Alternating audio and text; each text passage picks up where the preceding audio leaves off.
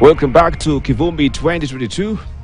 Of course, the Judgment Day is here with us, eagerly waiting to hear what will be the determination from this particular case that has been ongoing the whole of last week. We have the 7 judges who will be making their pronouncements from the Supreme Court today, where we'll be keeping our eyes peeled today and keeping out our ears as well to hear which is the way forward Kenya. I'm holding court this morning with the Senior Counsel Okongo Omogeni, who is a senator for Nyamira as well. We have also Danson Mungatana, the senator of Tana River, with us this morning, also an advocate of the High Court. We have also Alice Wahome, who is a member of parliament for Kandara, and also we have with us Esther Pasaris, woman rep, Nairobi County. Thank you very much. Before we took a short break, we were just about to hear from Danson Mungatana rebutting what has been So Okongo Omogeni says that you and Alice Wahome, you have something up your collective sleeves that we do not really know. I'd like to pick it up from point, different points. My learned friend and fellow senator, Mheshimiwa Okongo Omogeni, correctly said the Maraga judgment talked about the qualitative and the quantitative bit, that equally they are all important. But I want to add a rider, that the will of the people is the supreme principle in any judgment that you are going to write when it comes to election courts, the will of the people. How you come to the conclusion that the will of the people was either interfered with or supported, that is the main thing. That's why election laws for the longest time have always asked this question, and even in the Court of Appeal it was asked. If there was in fact interference, was it so much as to affect the real will of the people? So that if you say that you have 3 million votes and you came to court and showed that maybe out of whatever your argument 300 or 1,000 votes were interfered with, will a judge sitting in the High Court or the Court of Appeal or the Supreme Court say that the will of the people has been interfered to the extent that the answer or the result that was there was not the correct reflection of the will of the people? So aside from the qualitative and the quantitative test that Maraga did, the deal breaker in that decision was that 10,000 votes, 10,000 ballot areas, polling stations could not be accounted out of the 40,000 or so at that time. So at that point, the petitioner was right, because that is almost 25% of the vote. It was translating to about 500,000 votes. Okay? So it's not just about qualitative and quantitative. I think the will of the people, which is basically quantitative, is what matters.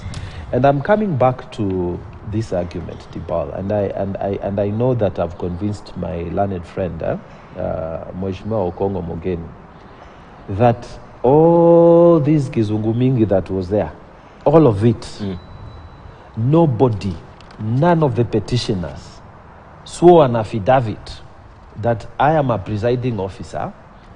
My Form 34A in my station for the petitioner was 628 votes. But the one that is coming via the air did not reflect 628 votes. It reflected 400 votes. None. There was not a single complaint. And remember the process. They would come, they would look at what is there, they would present the physical form, and then they would sign all of them. I am surprised. I would be very surprised, and I'm not talking about anything about, because courts decide matters on evidence. I would be very surprised if they would say, no, let us go to the qualitative test, when it is clear that all those forms, there was no contradiction. In fact, the petitioners were not arguing that point at all. They kept on saying, oh, there was third-party interference, blah, blah, which were answered very well by IBC lawyers. But what I want to emphasize again, and let us be honest with ourselves, was there evidence that contradicted? They said, because they created all these stories about things being intercepted on the air. Was there any person who came out and said in the affidavits that this form does not match what is there, so therefore there was stealing, or there was what? I want to say, the reason I'm confident, I don't know what the judges would say, but the reason I'm confident is because that evidence was not there. And it would be, to me, unfair to overturn the will of the people. To me. And I don't know, using qualitative argument, you tell us we go back to elections. We are prepared, by the way, but I'm saying, why would you take us back there when it is clear that there was nobody who came out to swear an affidavit to say that between this form that is being displayed here by IBC and my form as a presiding officer, there's a problem. That's where my whole point is. That's why I'm confident. But the courts are the courts, like I've said before. But that is just one spoke of, the whole the wheel. area, the whole That you say this particular spoke now is holding the entire judgment. So since there was no affidavit to that effect, then we should proceed with, upholding this particular declaration. Right? Could we hear from Esther Pasaris? Okay, I was when my senior here, Alice Wahame, was talking, she was saying that the whole process was very good, everything went well. I want to talk about Nairobi. Nairobi, we had Starehe Madare. Starehe Madare, it took almost two to 3 days to try and actually get the returning officer to sit in her place and report the results. She kept disappearing, running off. The police were looking for her. I mean, it was insane. Okay, and then we had this other thing at play. So the presiding officer or the returning officer would come without the form. The form 39 or whatever form she was supposed to be bringing. And when she would come without the form, right, they would now say that the form was inside the box. So when they opened the box was did not contain the form. Then they have to go now to the polling center to recount the box. So the ballots. So for me, there was a systematic way of trying to influence the results. So you see, when you now move, all right, and this happened in Embakasi Central. My office is in Embakasi Central. I've done a lot of work in Embakasi Central, but there were certain places where they were taking these ballot boxes again to recount, and at that point, your agents are tired. You have this one agent who has said from the election day, they are tired, they've left. That's when now all the play happens, because you cannot. You're told you have only one agent. You cannot keep one agent for 3 days. But the other side somehow had more agents. So they were able to somehow interchange. You see different faces coming in, coming out. So for me, the electoral process in Kenya is, as citizens, I think we're mature in the sense that we're beginning to understand our role, but we are not confident about the electoral process. That's why we have a dip from 2002, it was over 80 to now 65. All right. For me, the processes, when delayed, leave room for influence. Even if your agent were able to withstand and be there for 3 days. I mean, Nairobi, how could you not get things to bomb us within 24 hours? I could understand Mandera or Wajir, but here in Nairobi for 3-4 days, because we were still trying to stuff ballots, we were still trying to buy agents, we were still trying to make the numbers. And for me, anybody, when I used to see the campaigns of the other side, for me, if I were elected president and I see the country still split 50-50, right? And I won by 200,000 votes or so, I still have to understand that it's not the will of the majority. All right? It might be the will of the majority, but when you become a president, you're the president of an entire country. And when you're the president of an entire country and you've only got 50 plus, not 60, not 70, you realize that there is still a problem with voter turnout, and that's why we say Mombasa. That's a big issue for us. Our two strongholds, Kakamega and Mombasa, the elections were cancelled, and there was so much confusion. People did not even know on that day you could vote for the president. So a lot of people did not show up. So for me, I feel that our electoral processes are still not watertight. They're still not foolproof, and of course, refusal to allow access to the servers. That's a big question for me. All right, and then Mugatana, you talked about reward. All right, I think the reward of doing good, right? The reward of doing good comes with the fact, for me, it's a godly thing. When you do good, you align with God. When you do bad, right, you need to be punished. All right? And I think that's, much as we talk about reward, I think there has to be serious punishment for wrongdoing.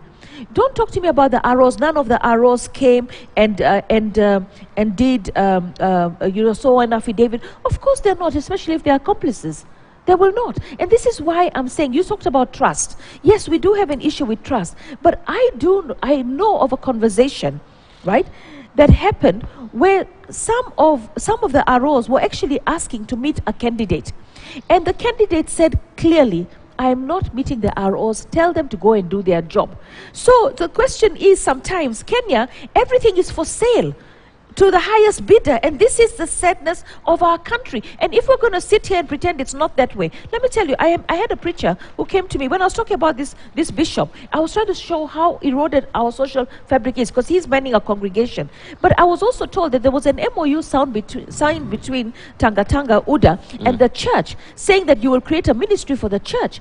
And some of the church leaders are saying that we were not privy to that MOU. Now, whether the MOU was there or not, time will tell, or not tell, because that was wrong. But for me, the church has to guide the flock.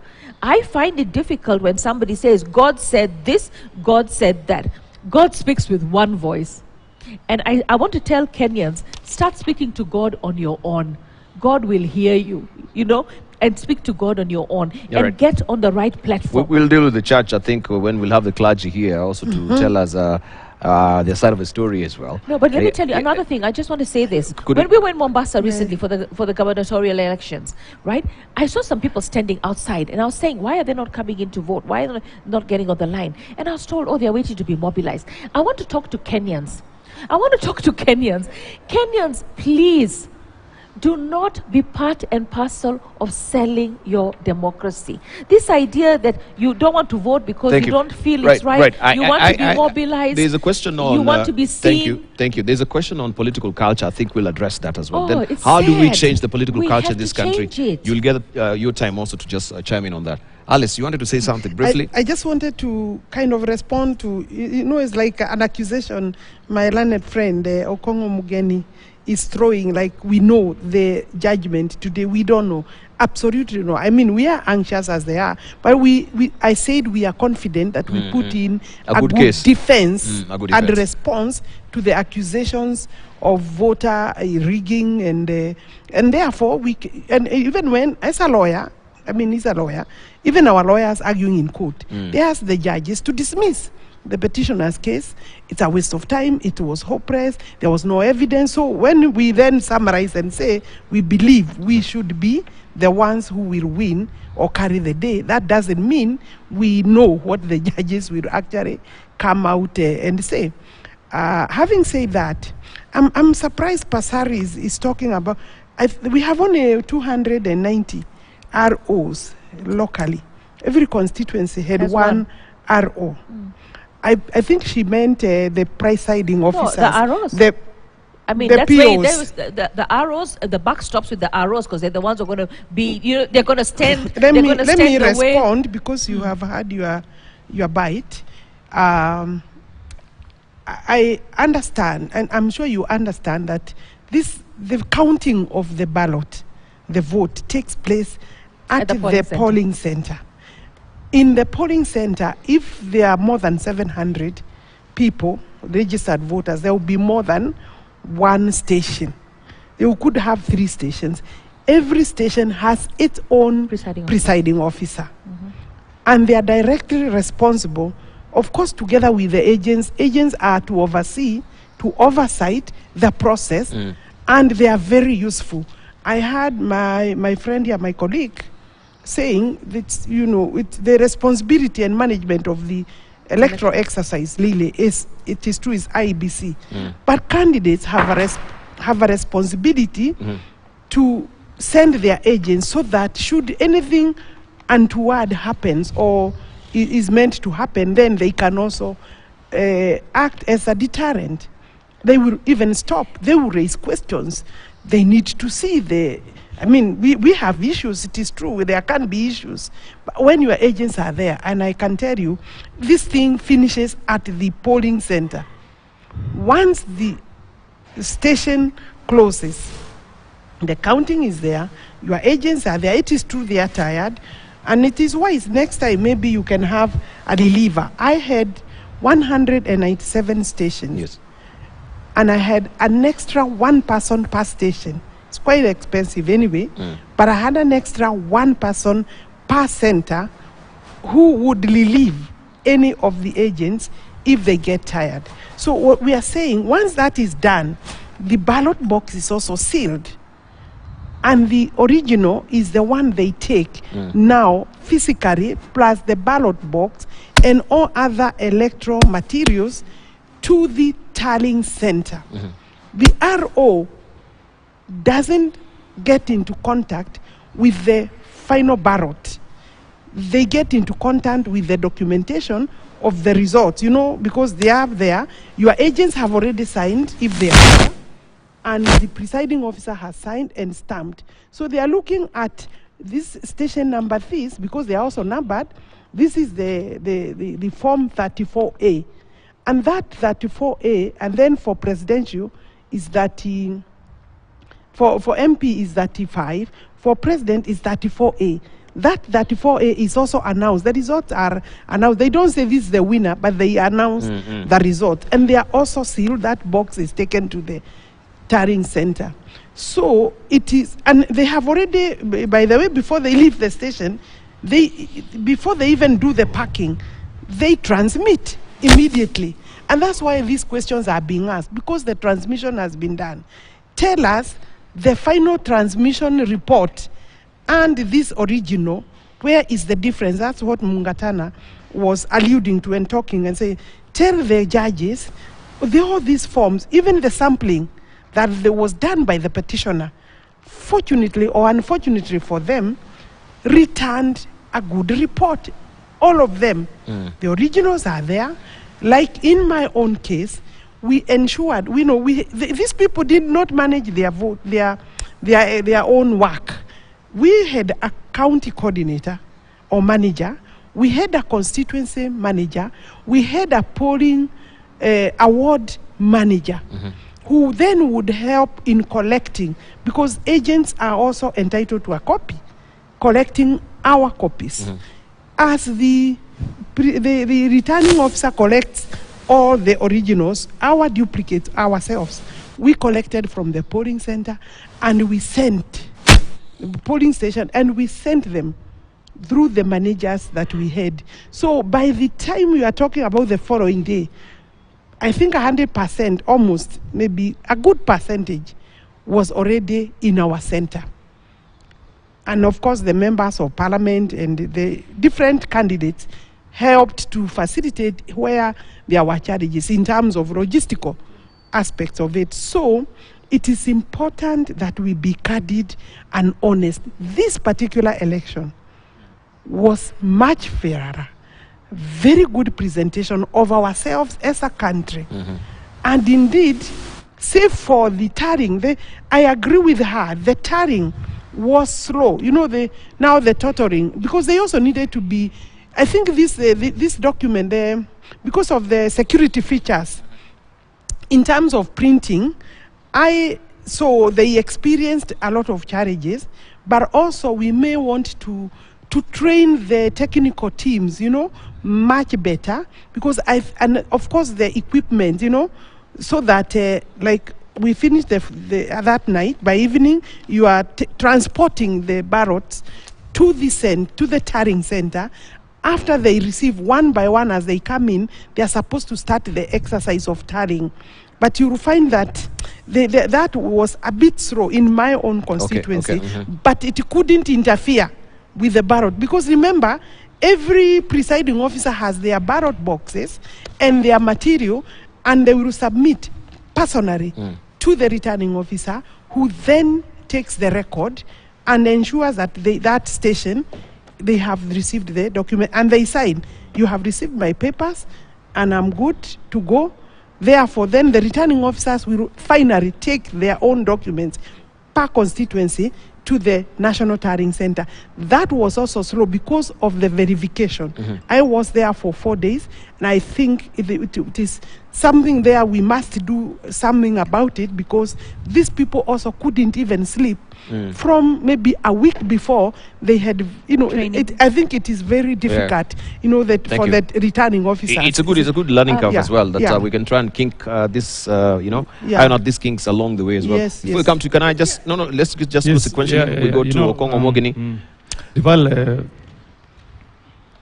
we agreed here that we had 6. I mean, we have over 9 issues that have been framed by the Supreme Court.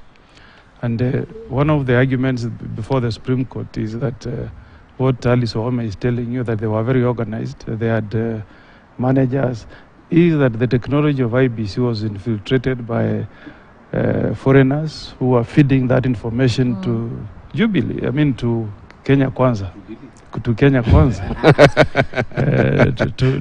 to Kenya Kwanza. And that, in a way that was showing favoritism. We are not foreigners ourselves. I said ourselves. No, not you people. Yes, yeah. These Venezuelans were actually agents of Kenya Kwanza. They were the ones who are giving them. They were the ones who were sharing information. I've said. You respond. I'm a lawyer. I've said the allegation before the Supreme Court. That's why the issue that has been framed is whether the technology that was deployed by IBC can pass the integrity test. There is even a report from the DCI who did an investigation, and they said that these Venezuelans were sharing information with one of the contestants in the presidential election. That was before the court.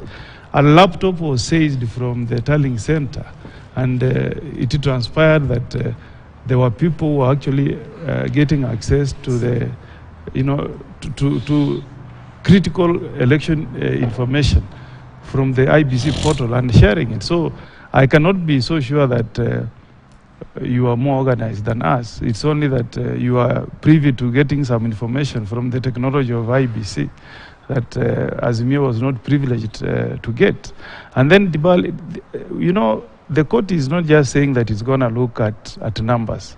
What my learned friends are telling you, that it's about numbers. You can be announced at a polling station, but what is the court looking at when it's posing a question whether the postponement of elections in Kilifi, in Mombasa, in Kakamega, in Kacheliba, in Pokot South, in Rongai, in Kitui Rural, whether that was meant to suppress voter turnout? If you look at the statistics that was presented before the court, if you look at the neighboring counties, like in Kilifi, the presidential voter turnout was higher by 4-digit point than Mombasa. The voter turnout for presidential election in Kilifi was higher than Mombasa. If you go to Western, voter turnout for presidential election was higher in Bungoma by 3-point-something% than in Kakamega, where elections were postponed by IBC, again unconstitutionally and illegally.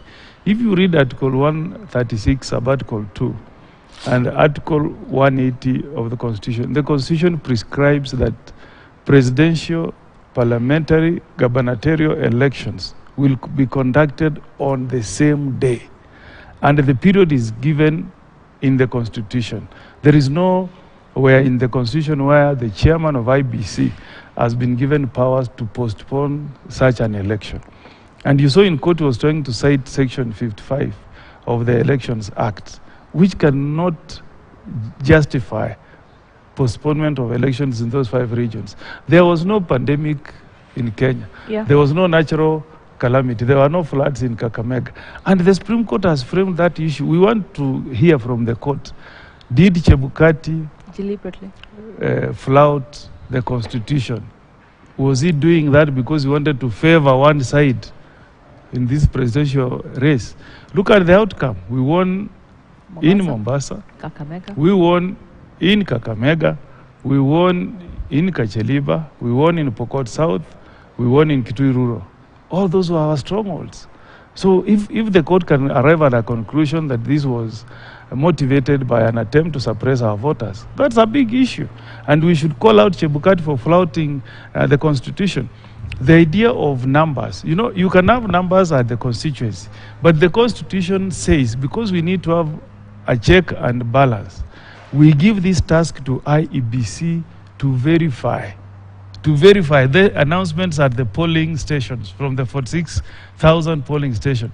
That information must be verified by IEBC. And this is a serious process that the law obligates IEBC to record. You have to have a booklet and record all the anomalies that you come across. So it's not just there as something that is just trying to add flavor to the constitution. No, it is a critical article in an electoral process. If you read Article 138, the marginal notes, the wording is procedure in presidential election. The procedure is announce the results at the polling station, send them to IBC. IBC will verify. Once they verify, they tally. And what the argument before the court that we expect a decision this morning on is whether that requirement of Article 138C can be exercised by the chairman alone to the exclusion of other commissioners. That does not require numbers. If the court tells you what you did is against the constitution, then numbers will not count. That's why Section 83 says the election must substantially be conducted in accordance with the constitution and the law. So if it can be demonstrated that you did not comply with the law, then numbers will really not count. That will be immaterial. So at the end of the day, my learned friend Mungatana, I've done a record. I've done elections. I've been to the Supreme Court on election. If you look at the election of Richard Tongi and Chris Bichage, it was not about numbers. Justice Mureithi, who had the case in the High Court, said, at the end of the day, we have Article 81 of the Constitution. And Article 81 is telling you an election must be verifiable. If the Supreme Court opens ballots the way I saw, and you find that in the ballot boxes, you cannot find a copy of Form 34, that should give us all the details that Alice Wahome is saying. Is that an election that you can call verifiable? It's not. That's why when the court is opening ballot boxes, it wants to be sure that what is reflected in what is in Form 36, I think, is it 38 presidential election forms? 35. In Form 34C. 34C. What is in Form 34C must also contain the same information in that ballot box. When they open, they should, because the law obligates the presiding officer to put that form in the box and seal it in the presence of the agents. If that information is not there, that is an irregularity. And the court will take that into account when it's making a pronouncement. What I saw Julie Soweto demonstrate before the court, a polling station from one of the centers where votes cast exceed the total number of registered voters. There is no way, Senator Mungatana, you can go to court and say, me, I have the numbers. If that irregularity is there on the face of it, yes. If the court, like what was demonstrated by Julie Soweto, if the court, please allow me, I mean, if the court can be shown that there is that irregularity, then numbers will not count. Thank you. So at the end of the day, the issue of quantity only makes sense if you can prove to the court that qualitatively the elections were conducted in accordance with the Constitution and all the election laws. Finally, I think hold on, you finally. Just one point. Hold on, you finally will hear from Mungatana. I wanted to say this, and let us be very honest to the Kenyan people. There was a strategy, the shock and awe strategy. You know, the much about do nothing strategy that lawyer Thiankolu and Somane, and I watched them demonstrate to Kenyans on behalf of IEBC that they actually saw there is a strategy. Throw the numbers, be dramatic, speak to your constituency that this election, we won it, or there was something that was done up in the air. That shock and awe, that whole thing was drama, just drama. Because when it came down to the numbers, the original form was shown, the votes that were there were exactly the same. There was no interference. And with us lawyers, we have to earn our fees for our clients. So this thing of playing around with the minds of Kenyans, and I'm sure the judges saw it. I'm glad Martha Koome kept on saying, in answer to one of the advocates there, she kept on saying that don't worry, we shall see the actual thing, separate the chaff from the actual seed. So let me say again, my learned friend talked about the other issues, the qualitative issues, not the quantitative issues. Yes. I want to underline that the quantitative issues are the main issues that determine an election petition. And even if he quotes what the judge of the High Court said in the Tongi case that he referred to, at the end of it, he is also following what the Supreme Court is saying. And what the Supreme Court said in the Maraga case, in that Maraga decision, was that at the end, there were 10,000 polling stations out of 40,000. So at the end also, the infringements, what that court found, was so much that you cannot ignore. But in this case, he refers to the polling stations that were open, the recount that was done, the verification. The truth of the matter is that it was returned that by and large, Form 34As were okay, by and large. And so when a report of the registrar itself is saying that there is no problem, I don't see them looking at relying on that to say we are going to interfere with the decision. My learned friend also has mentioned the issue of postponement of election. I don't know whether all of us were listening, but I was listening to Somane when he demonstrated figures in Kacheliba, Kitui Rural, and made comparative analysis between turnout in Kakamega, in Mombasa, with the surrounding or nearby constituencies or counties. And the conclusion was that there was no significant differences. In fact, in some of those places, the turnout was bigger.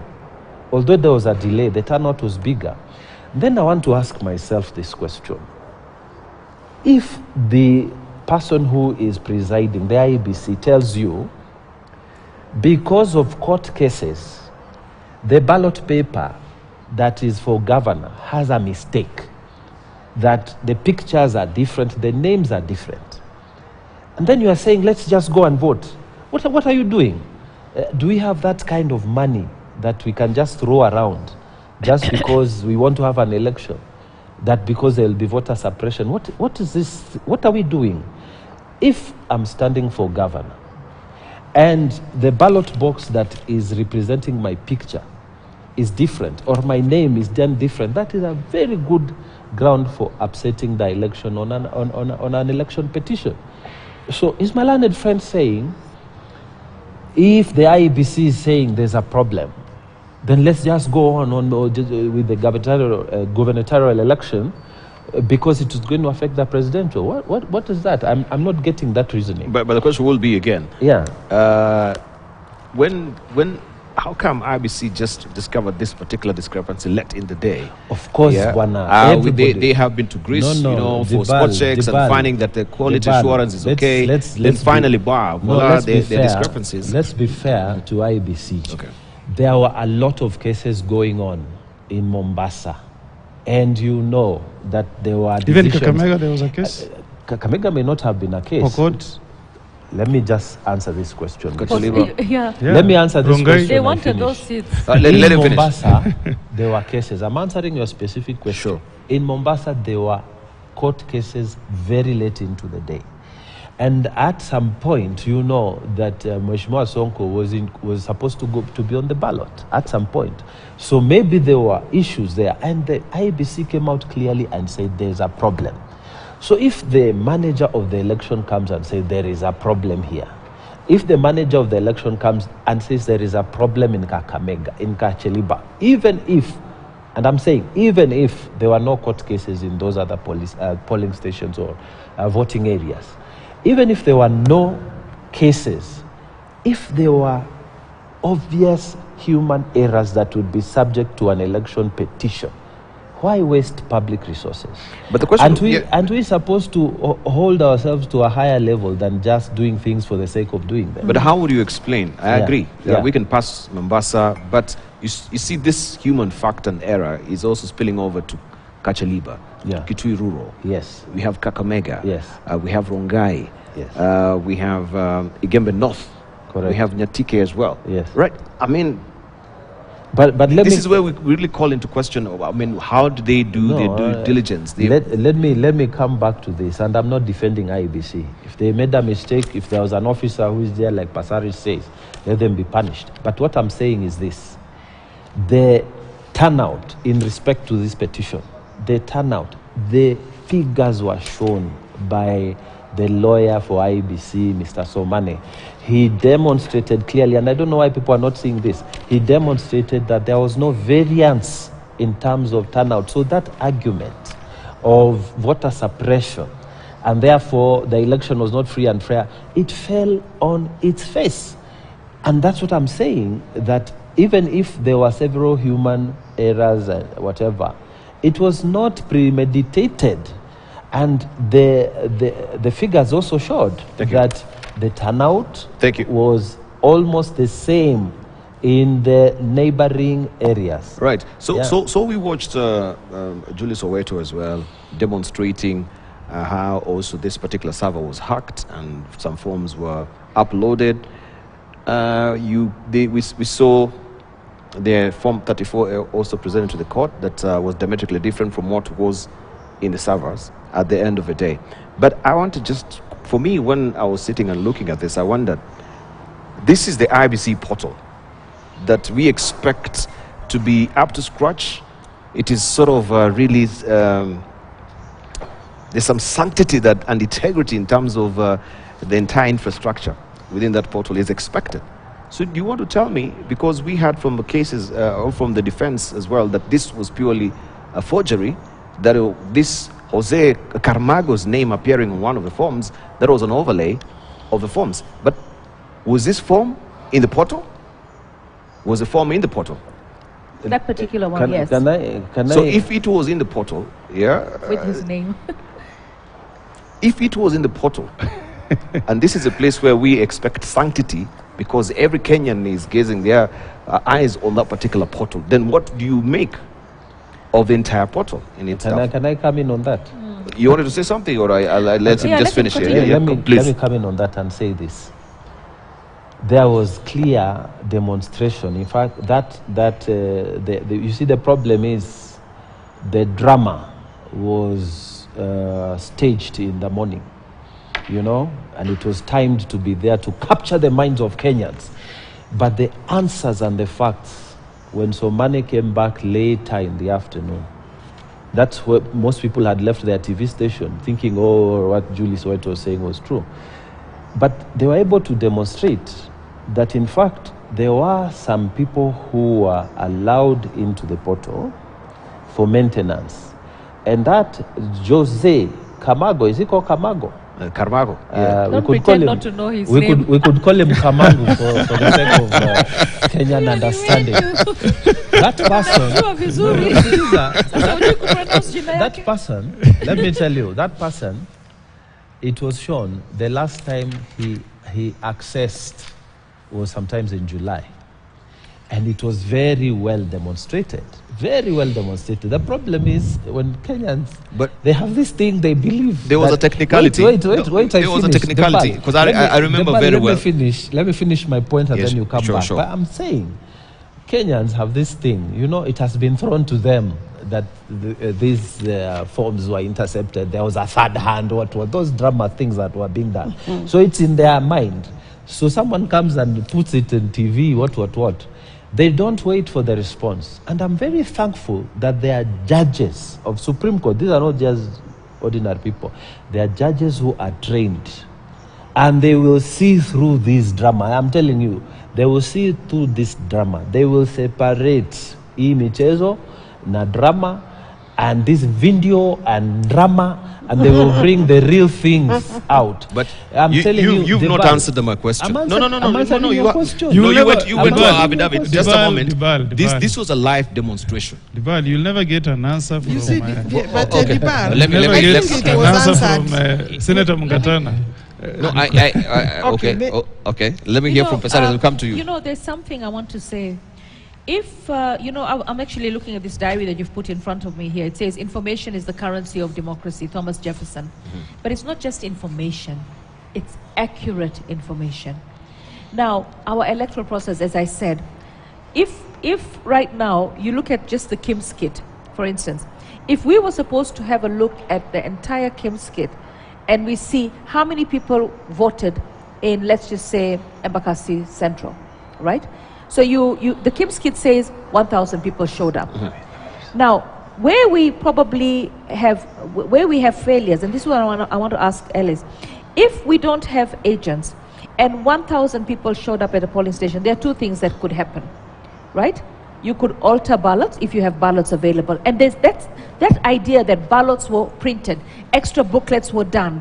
I mean, these are all malpractices in the process. I mean, I look at Dennis Waweru. Dennis Waweru was thrown out of the tallying center in Dagoretti South. He was thrown out. And he's a candidate. He was not allowed to get in.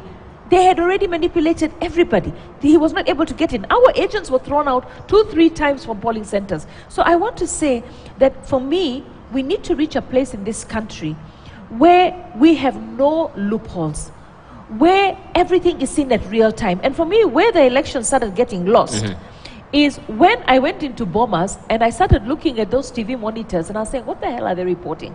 This is a presidential tallying center. Why are they not showing us who is ahead, who is not ahead, who's got what numbers? Why is it such a confusion? So for me, at what point did they decide? So I feel we worked backwards here.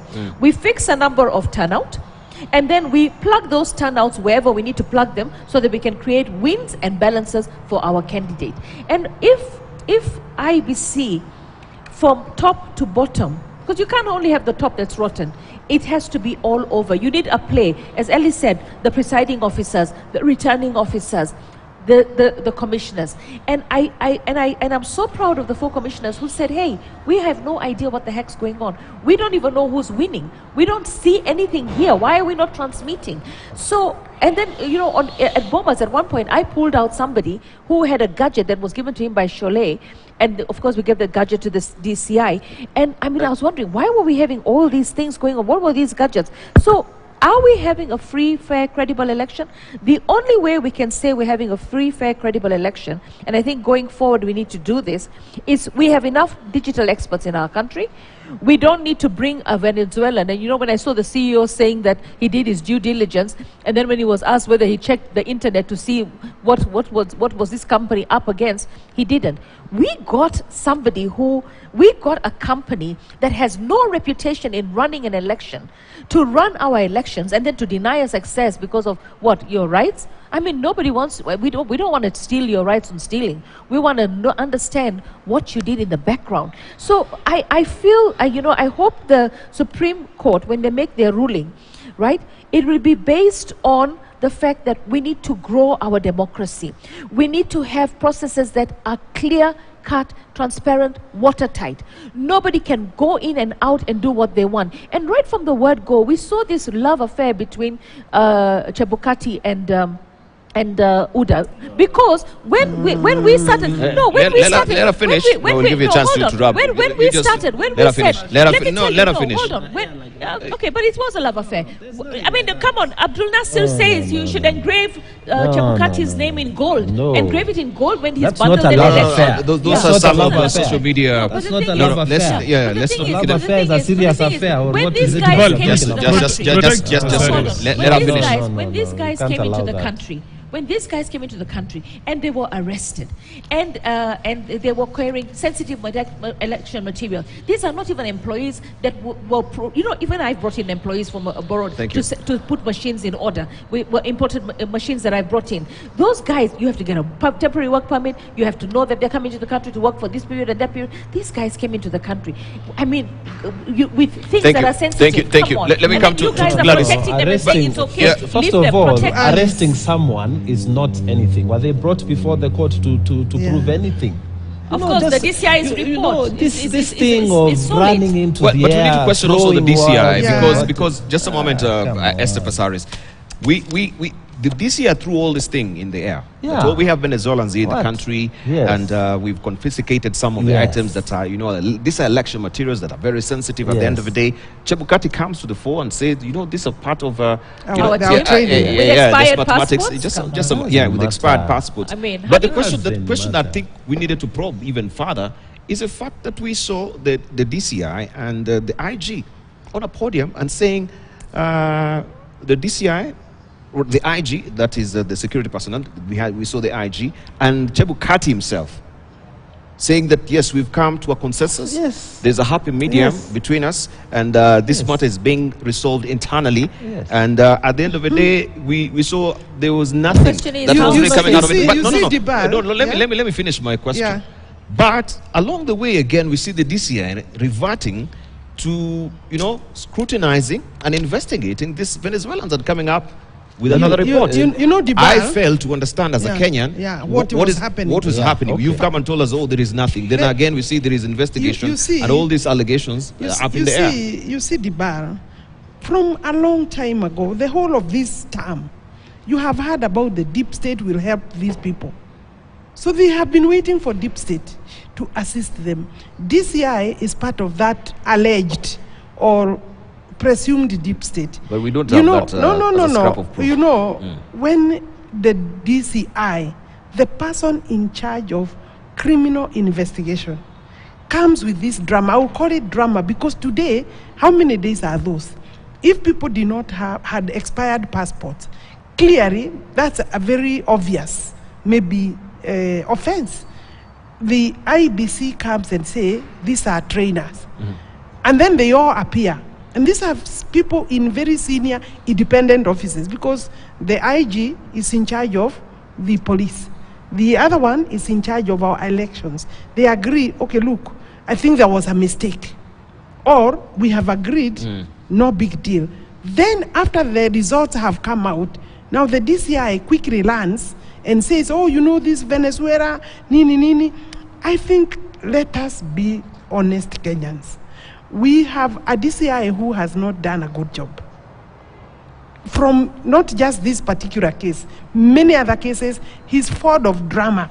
Obviously. And you had the court also alluding to drama.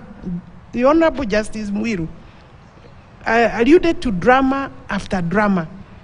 But that was specifically with the commissioners, not the DCI. You see, the drama, even with the commissioners, is another drama because seriously, you are the persons announcing the results because she said that they came out, they disagreed, announcing the results to the last minute because the results have produced total different result that you wanted as a commissioner. And you see, a commissioner is supposed to announce the results of the vote, not the results of a particular candidate. Is what the vote has turned out to be. They were unhappy, obviously. Remember the drama at night of very senior security personnel going to intimidate, and that is in the affidavits and the evidence, going to intimidate the Chebukati. I was in the hall. She was in the Boma Starring Center. I can tell you, Dibal, the tension, the security risk that we we underwent, and you could see, especially when her goons. Oh, come on, I didn't have any goons. No, have respect. We have goons. No, the goons. Who are the goons? You were commandeering those people, Pasadis. They may not have been yours, hold but they were ODM goons. Listen, and the ones who were throwing chairs were goons. You will wait for me. You will wait for me to say Alice. There were goons, and the goons belonged. Those are the same goons that belonged you're to the hoping ODM. You win And today. All right, All right. Let me ask a question. Were these goons accredited by IBC to be within? They were. These people were owning the system. By the way, No. Then we need to talk. No. Well, that's Just a moment. That's not fair. I'm talking about real issues, What issues? including clearing people through the gates. These people had been given observers badges, and that's how they penetrated. The guy I pulled out, who was your guy, was an observer. That one, you pulled him out He was from an the observer. plenary, and he had a badge. Observer. And Alright. you were suspecting that the He was things an he was observer. Just a having, moment, Esther. that the things talks he of was observer. having were not, maybe right gadgets. That's another case. I'm sure you And he's will an deal with observer. that. And I don't want to enter into that myself. But the goons, the people who disrupted, led by Kanjori, who was a chief agent, led by Redama, they were flying over the seats and over people to reach the dais where Chebukati and his team. We went and through they are the live. stairs. They were literally flying on the seats, on everywhere, All right, and on people. yes. So what I'm trying to say please. is that, and let us be very, we wanted that the tally. place We wanted the would results. have been extremely dangerous, and people would have died. The police were mute. Indeed, for these people to reach the podium and throw chairs and whatever, the police were basically like facilitating Thank them you. because they didn't stop them So can I ask you a until question? the GSU. So can I ask you a question? The papers that she's talking about, at a... No. I just want to latch in on that as well before you talk I about the wanted papers. to first answer you on the question of the form Okay. that Julie was talking All about right, with okay. the Kamago or Kamango person. I have no idea who these people are, but say from the explanation, just a say moment. from the explanations you know- given by IBC, because they said These are the ones these they are the defended. people that were managing some of the materials, electoral materials.